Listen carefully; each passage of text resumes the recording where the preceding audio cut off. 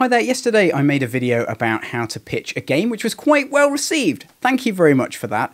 Today I'm going to be talking more about a concept that I touched on during that video, but I felt deserved more than just the kind of fatuous hand wave that I gave it. And that's the idea of how to know what you want to make.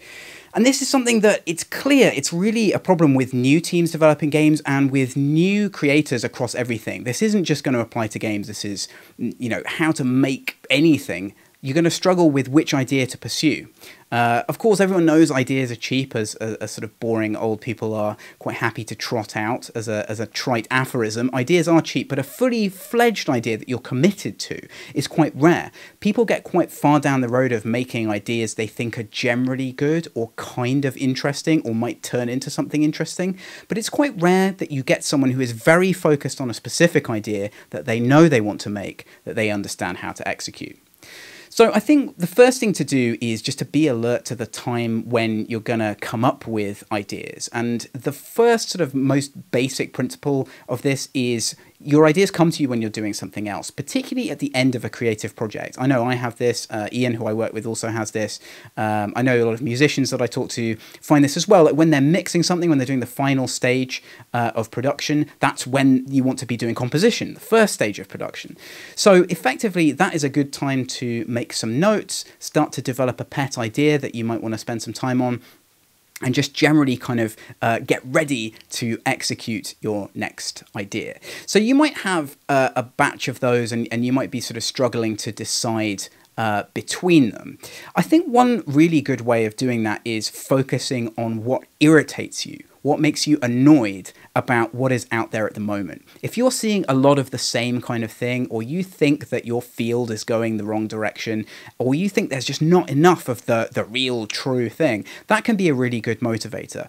And it's difficult, I think, when you're in a creative industry or creative sphere, you often have to turn that off. It's not good to kind of go around endlessly railing against stuff that's popular. That makes you look very silly because you are being silly. However, internally, I think hatred of other stuff is actually a very positive motivator.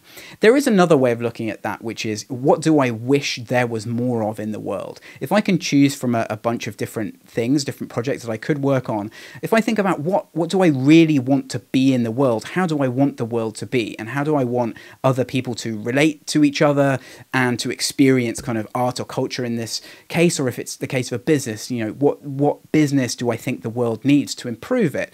That can be a really good motivator in terms of picking between these different things that you might eventually come up with. Now, there's a really interesting idea, which is in this book, which is called Perennial Seller by Ryan Holiday. And that's a lot better than some of his other books. Anyway, I do recommend that one.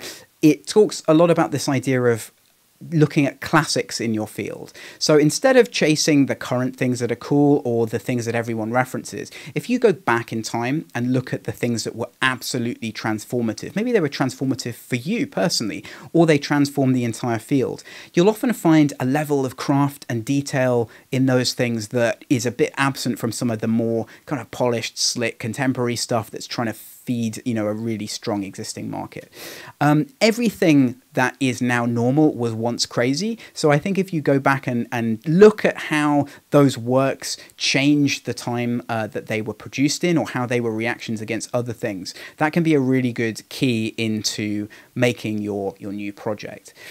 And once you do look at classics, you'll find that they often vary a lot. Like some of them will be very rudimentary and weird now, and some of them will stand up really well and just have an insane level of detail. And that kind of shows you exactly the fact that it's the core of something that really matters. It's not necessarily all the peripheral things and all the polish and all the extras that you can bolt onto it. You have to have a really strong core, a really strong concept that means that your thing is valid and it motivates you to make that thing. I don't want to see, if I'm looking at games to potentially publish or if I'm listening to new music, I don't want to experience something that is just sensible. It's something that you see with younger creators and student teams a lot of the time. Like they'll say, I want to make a strategy game, or I want to make a platformer, or I want to make a piece like a house track.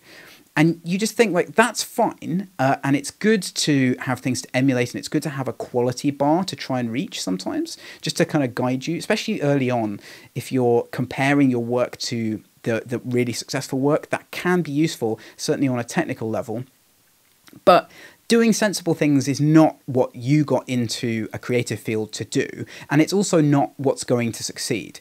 Again, you have to do outlandish, crazy things often in order to get to that next level. Now, that's not to say that you can't be a fast follower. If you look in games, certainly a lot of the really big successes are taking something that's popular already out there and then innovating on something. They're basically servicing a need. If you look at the difference between DayZ, PUBG, and Fortnite, for example, those games are kind of the same, but each version is taking a slightly different angle on it, and it's trying to do something for the player. It's trying to create something that a player might want. And I think a lot of those games come out of people who get very, very heavily involved with them and then get frustrated with something. And that kind of goes back to what I was saying about following your annoyance, following your irritation, and following your anger in order to lead you in a good creative direction. So you have all of these things that you're motivated to do. And one thing to take into account then is how much are you going to enjoy working on it? Like, there's lots of things that I think should exist in the world that I think might make money or might be a good contribution to society, but that I really don't want to work on. They don't suit my skills, and I know if I do them for the sort of 5 or 6 years it's going to take to get them to a significant level, that I'm not going to have a good time. So something that you actually want to make, a process that you enjoy engaging in. You have to love the process, because it doesn't matter how good the idea is, it can still fail horribly and you can be wrong about some core aspect of it. So you have to be happy that you spent the time doing that thing. In games, certainly that's very challenging, because a lot of game development is extremely hard and extremely boring. So you really have to line up with the thing that you're going to be happy to put your energy into for a significant amount of time in order to make that decision.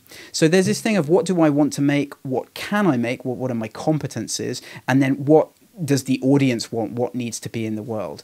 And if you can look at your potential project through all of those lenses, then you can probably nail down something that you're going to want to commit to and that you're going to want to start with.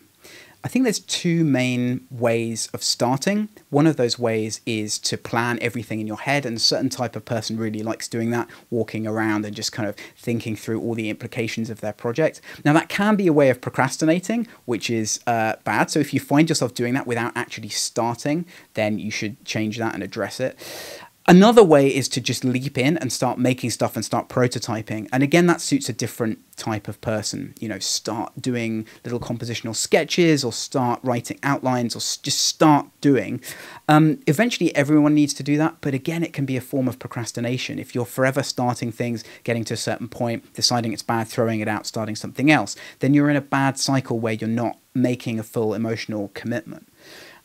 So one of those methods could be good for you, and if you start down that route, that's cool. If you find yourself still not able to decide or still not able to commit, that normally means that there's something wrong sort of in your life, I want to say. It's a fairly grandiose way of putting it, but there's something wrong with how you're calibrated emotionally.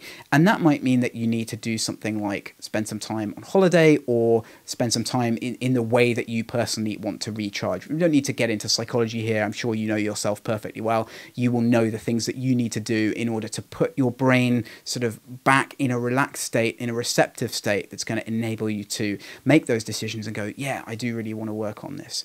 Finally, as I said, it's really hard. Ian and I have talked about probably 6 or 7 new game ideas in the last few months, and each of them seems really interesting and has some aspect to it, and Ian's got to go and kind of nail down the thing that he wants to do. There's 3 different music projects I have in mind at the moment that I would like to do, both things that people have kind of asked me for, things I want to do myself, new things, or something that's going to really challenge me and push my skills in a different direction.